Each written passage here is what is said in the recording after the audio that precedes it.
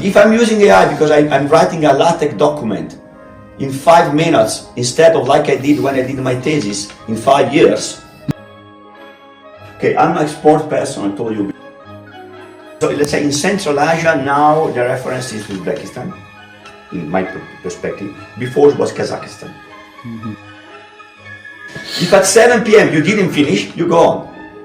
You must finish 1,500. Definition theorem, definition theorem. For 1 hour and a half, I'm still emotional about this.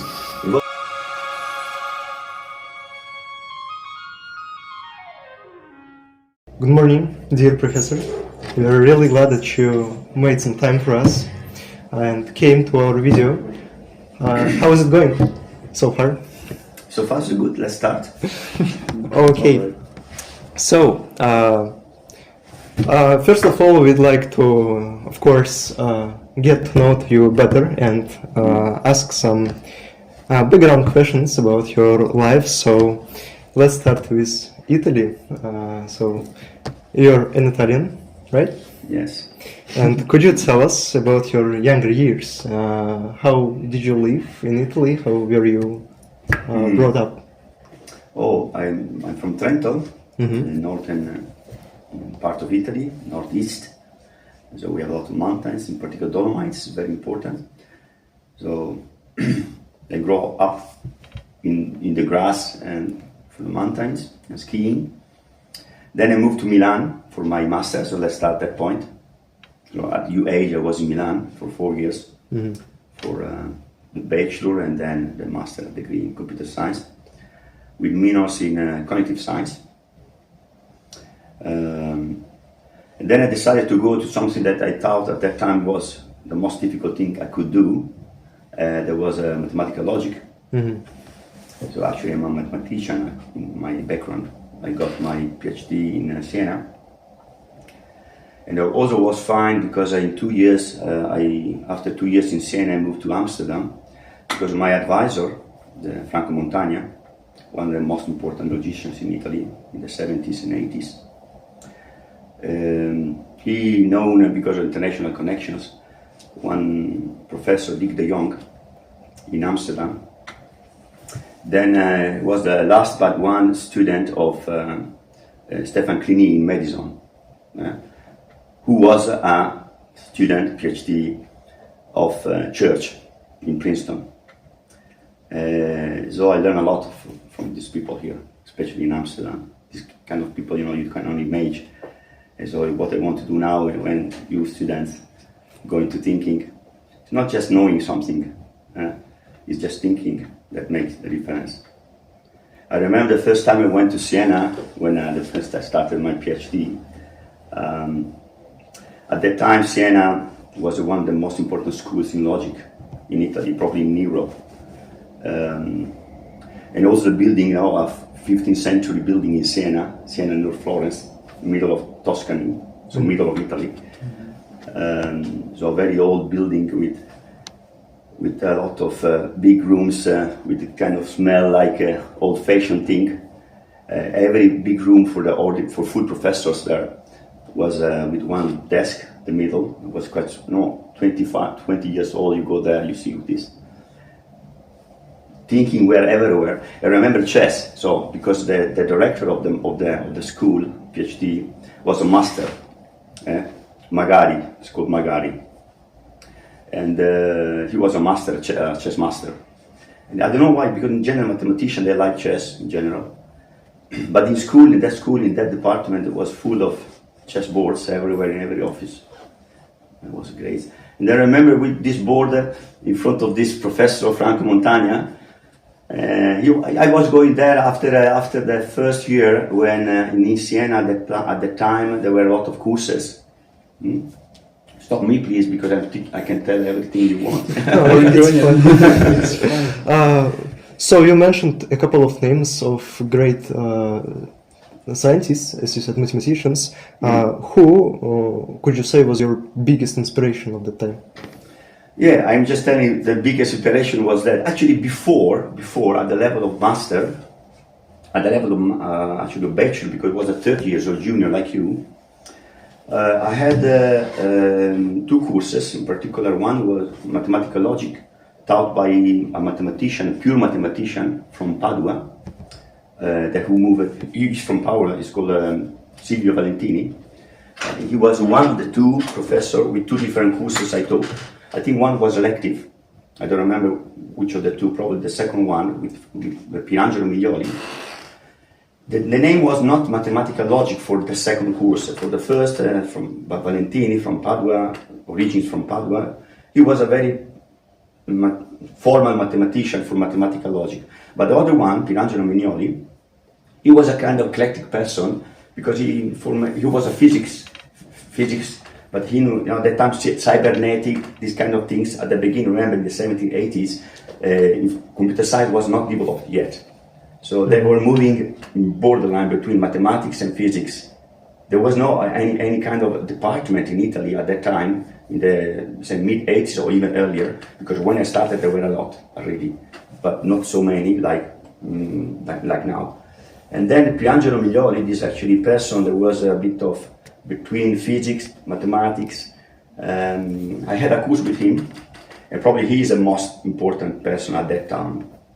And then after in PhD, this idea of Franco Montagna and Dick de Jong in Amsterdam and in Siena also forged me my kind of thinking to some way. And very important for you to find some people that inspiring. For sure. How did you choose your field? What field? Why did you choose to study mathematics? Mathematics. I told you actually at that time. There are two questions here to answer. How did I choose computer science? So to go to Milan from Trento, and how I choose to go to Siena from Milan or from Trento for PhD and so for mathematics. So for the second, so you asked about mathematics. So the second, I told you because I wanted to do something a bit out of track. Because remember, all my friends at that time, they went into computer science and PhD. Okay. So I wanted to go to something, to some extent, at that time more difficult, because I thought I can do something that I like to do now, to see simply what happens, and I can decide what to do after, at the second time. So my suggestion is always to try to think what is the passion you have at that time. Mm-hmm. Don't look too much further, because we don't know what happens there. Okay, and what were your interests before you went into the university? Before? Yes. The interest before? That is difficult to say, especially in public, because anyway, the interests. Okay, I'm a sport person. I told you, because of mountain skiing, something like that. So we have a lot of outdoor activities in Trentino, my region, by the way. So we opened a connection with University of Trento and Trentino, in the north of Italy. So we're trying to push, and we will see soon an announcement about double degrees or something like that with Trento. If you want some support, I think it's important. In Trento is 100 top in the world for computer science. And also there's a very nice context. One important thing is, if you go to some place that you can study, but you don't like, and that your life is empty, what you do? Huh? I just watched yesterday one speech for Federer, the famous tennis player from Switzerland, Federer. He was a top number one for many years in the 90s, 2000, 2010, something like that. And he had a speech for the doctorate degree honor in Dartmouth College, a very famous college in America, Dartmouth College. And he was saying exactly the same thing. So tennis is tennis, tennis court is tennis court, computer science is computer science. But there's many things out of that. So you need to keep a bit of balance, especially when you go to push yourself in one direction. So you need to have also another direction. So outdoor activities in Trentino. And then there was actually a passion that I tried to canalize into teaching, coaching, in volleyball in particular, team sport. And then my big second passion is sport, in particular coaching of volleyball. Okay. So we saw that on your website you wrote an autobiography, some part of it, and there was a notation about a letter in the spam folder that you received in 2009. Now we'd like to move to this part of the interview and ask some questions about this. So as for me, it is a really amazing story, like a letter in spam. that changed your life, as you said, changed your life. So could you please tell us about this letter and how did it change your life? Yeah, I was in Trento as a researcher at that time. I was 17 or 18. I was in Trento, and then I was just looking maybe to move, because in Italy at that time the career to top was a bit more difficult. And anyway, I like to travel in general.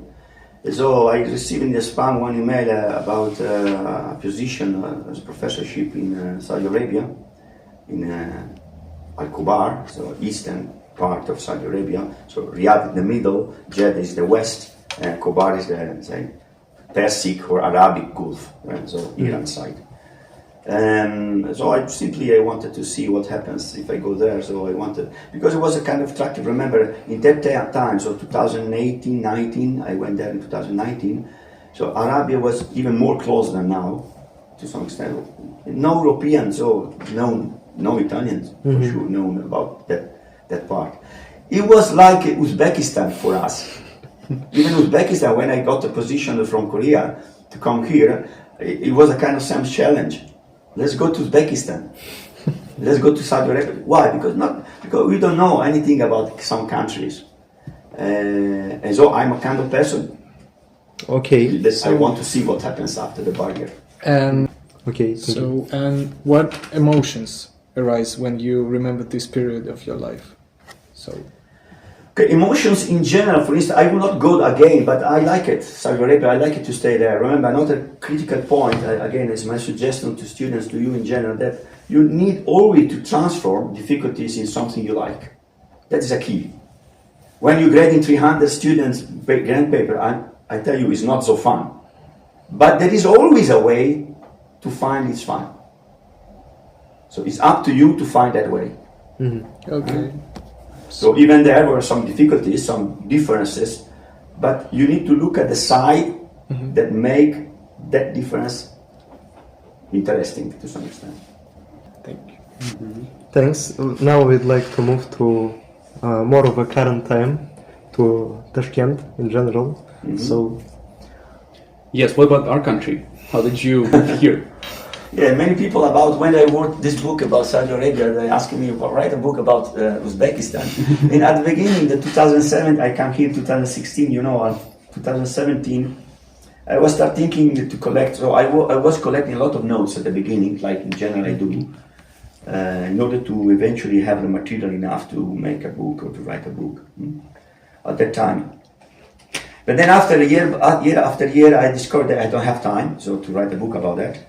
And also, Uzbekistan has been changing it fast, you know this. And then it's more like many other countries, because they open more European more. So the country is still there, but it's more mixed. Tashkent, for instance, is like mostly like an European big city with that standard. That is good. And so maybe there's not much more meaning for writing a book about that. And also, there's not much meaning to writing a book about teaching in Uzbekistan, about teaching you. Because again, the classes we have here could be compared with classes everywhere else. It's not like in Saudi Arabia there was a kind of radical difference because of this group's difference and so on. We don't have that. But anyway, if you want to ask some specific about Uzbekistan, so what? So, if you were to name something distinct that about our country that makes it stand out, what would it be? Well, now it's open, for instance, even top universities or the Central Asia. So let's say in Central Asia now the reference is Uzbekistan, in my perspective. Before it was Kazakhstan. So now Kazakhstan went a bit down at the international level and Uzbekistan went up. That's because a kind of clear vision that there is in the country. And that is actually makes Uzbekistan more at the frontier if people want to go here for anything, business or teaching or whatever. and what could you say keeps you here with us in Tashkent? Is it just the job offer that you got from INHA, or is there anything specific? No, probably job offer is not the main point, because I can get a job offers everywhere else. I mean, adventure. it's 10 years I'm here, so it's fine. No, because I like it. I like it. So I like the country in general. I have two guests now from Italy. They're in Bukhara. They were shocked about also to see, oh, what a nice country. Okay, of course, then maybe touristically speaking, you see the Bukhara monuments and you like, that's not the whole story, I mean, but I think it's a nice country. So in the countries that are still a bit at the frontier, is the one of the top countries in the world now, in my opinion, to live. Because you have the balance between the lifestyle you can have in other countries, but keeping a kind of flavor that is still seems that something's going on. So you have, 7%, 8% rate of increase in the country. In the European countries, they have 0.5. Here, if you got investing your money, you take 23, 25% for sums and 7, 8, 9% for dollars. In Italy, if they give 0, 1%, or you need to pry, so nonsense. What we're still speaking about. But remember, even Tashkent will change, and Uzbekistan will change soon. So he's changing soon. Let's see what happens. And now we'd like to move to another topic. You as a professor. So, could you tell us how did you choose to become a tutor? What was the crucial factor that a tutor? I mean, tutor as a tutor as a professor. As a professor, yes. In general, as a person who teaches others and shares his knowledge with others. Why did you choose this role? Yeah, remember, I'm coming from a situation in sport in particular where you teach athletes to a specific sport. So that, I think, sharing knowledge, sharing attitudes, sharing elements that could be helpful, I think is something that has a value, that's important, and I like to do this as an attitude, let's say. For instance, not all professors do mentoring like I do, probably. I like to meet students in office and discuss about the life they have, something like that. I recommend a lot of students. And so, yes, because I think it's important to have some sharing also. So, simply I'm older, so I can say something maybe. Then you decide what to do. So, you're teaching us database management system. Why did you specialize and take on this subject and teach us? Okay, that's actually roots into my background and my kind of also approach to what I teach. Because remember, I'm a mathematician. Even my doctoral degree, it looks at the interface, between computer science, theoretical computer science, and mathematics, theoretical computer science. Now, if you look at computer science in general, computer engineering in general, so what we're teaching here at the level of university, there's one area that is most close to theoretical computer science. That you don't call theoretical computer science, because we can have courses in theoretical computer science, complexity, something like that, computation, or something. And that is databases. So databases is the area. Why? Because the area has the strongest roots into logic. So many of my colleagues go into the area of databases or a very connected area when I mention knowledge, for instance, in class, remember? So the pyramid, data, information, knowledge. If you stay higher in that pyramid and you stay into knowledge, you have a very important area of computer science called knowledge, representation, and reasoning. It's the second most important, after database, area in computer science where logicians and mathematicians go.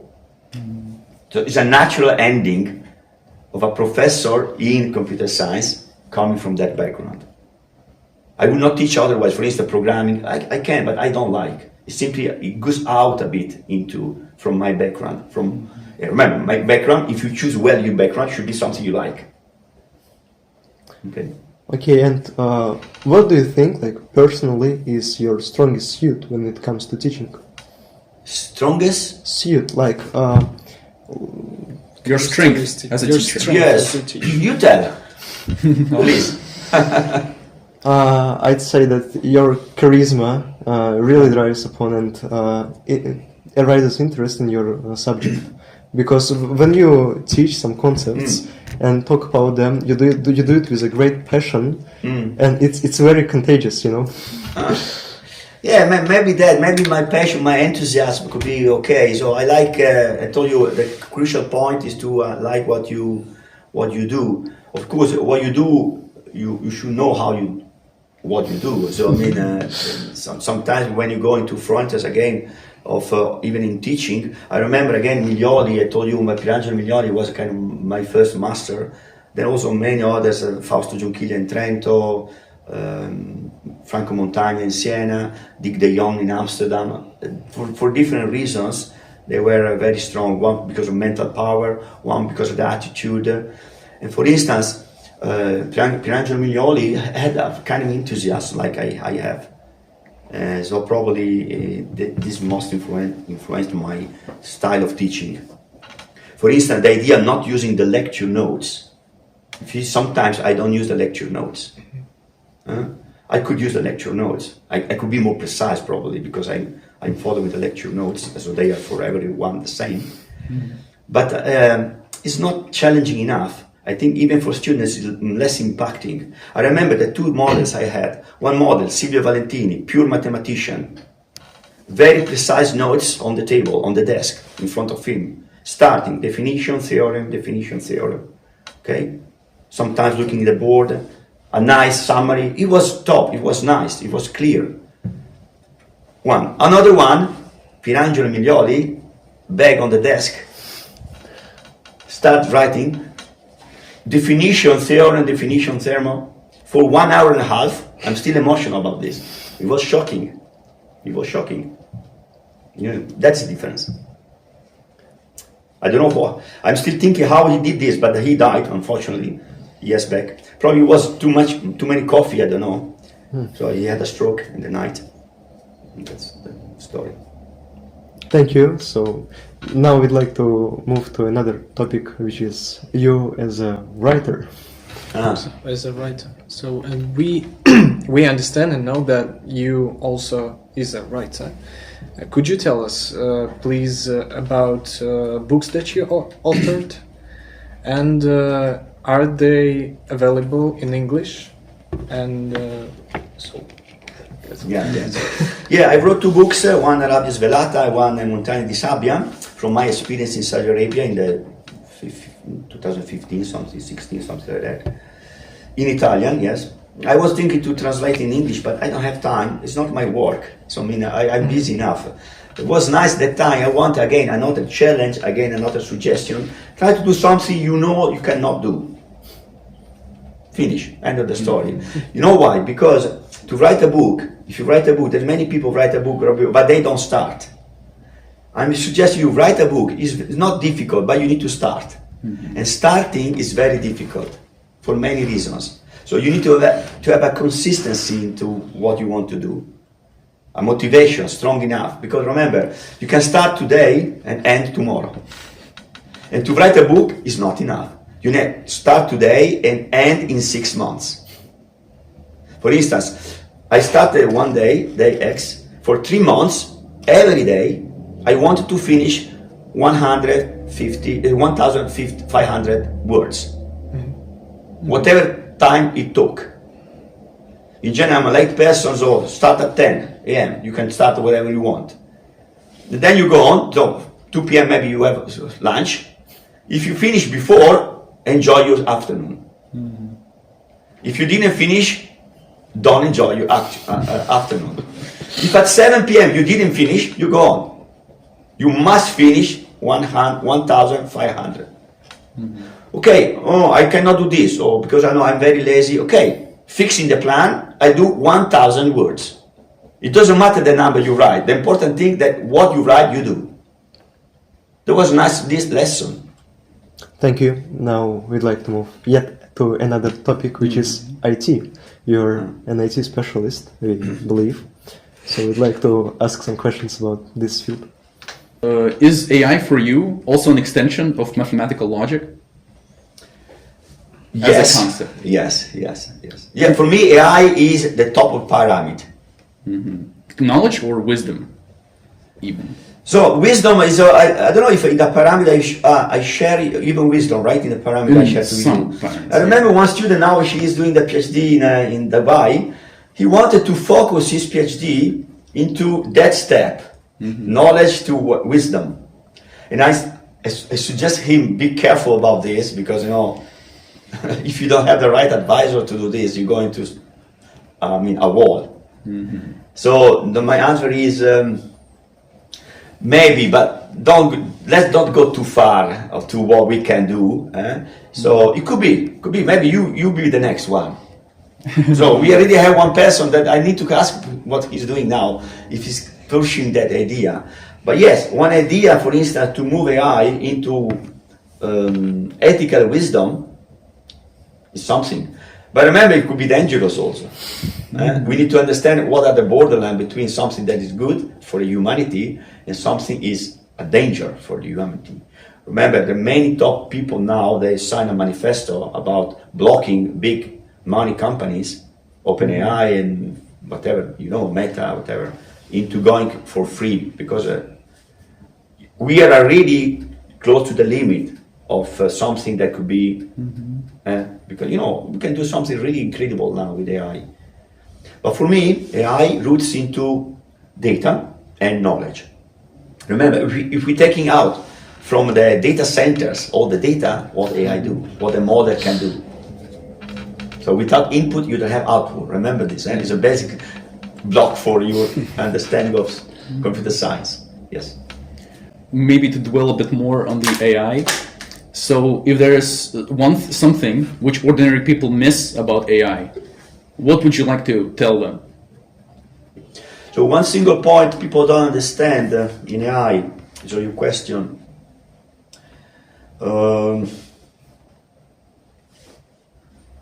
Probably the difference of good AI or ethical AI and not good AI. So still people understand, for instance, even in education, don't let students use AI. It's not good, they're cheating. I'm not sure, not true. If I'm using AI because I'm writing a LaTeX document in 5 minutes instead of like I did when I did my thesis in 5 years, okay, isn't that good? So I can do the other, 4 years, 0.5, doing something else. I'm not saying that I do less, I do more. Of course, then if you say, I asked the LaTeX document that cheated another document that is another paper published, and I don't cite that paper, but it's not a matter of AI. So people, I think ordinary people, first of all, we need to understand that there is a use of AI that's convenient. So keep it. But there is also a use that is not. So clarify at the ethical level and the technological level what is the difference. I think it's important this in general. And maybe one last question for IT sphere. Last, because I have to go in class now. All right, but I think maybe it's gonna be interesting. So considering some theoretical technology which is not implemented yet, but you would like to see implemented, and what that is? Probably is quantum computation, quantum computing. So we don't have this here. It would be nice to have some course about this, but probably we need master for this. I had a teammate in Amsterdam. I was sharing the room. He's called Ronald de Wolf. He's a top professor now in CWI in Amsterdam. It's an important research center. Center for Informatics in Dutch.